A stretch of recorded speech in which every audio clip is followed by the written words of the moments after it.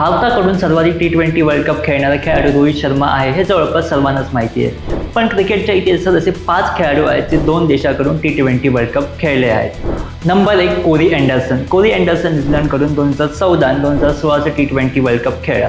पण त्याच्या खराब कामगिरीमुळे न्यूझीलंड संघातून त्याला वगळला गेला आणि त्याने अमेरिकेची वाट धरली.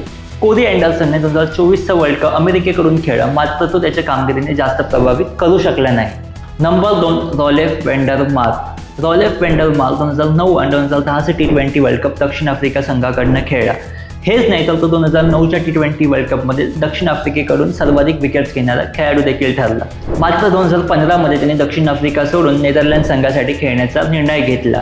त्याने नेदरलँडसाठी 2021, 2022 आणि 2024चे T20 वर्ल्ड कप खेळला आहे आणि तो 2026चा देखील T20 वर्ल्ड कप नेदरलँडसाठी खेळत आहे. नंबर 3 डेव्हिड विजा. डेव्हिड विजा दक्षिण आफ्रिकेकडून 1 आणि नामिबियाकडून 3 T20 वर्ल्ड कप खेळला आणि त्यांनी आंतरराष्ट्रीय क्रिकेटमधून निवृत्त होण्याचा निर्णय घेतला. Number 4 Mark Chapman. Mark Chapman हाँगकाँग संघाकडून 2016चा T20 वर्ल्ड कप खेळला आणि न्यूझीलंडकडून त्यांनी 2022 आणि 2024चा वर्ल्ड कप खेळलेला आहे.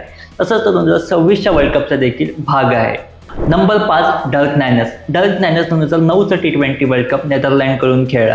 मात्र मूळचा ऑस्ट्रेलियाचा असल्याने डर्क नॅनसने 2010मध्ये मायदेशी परतण्याचा निर्णय घेतला.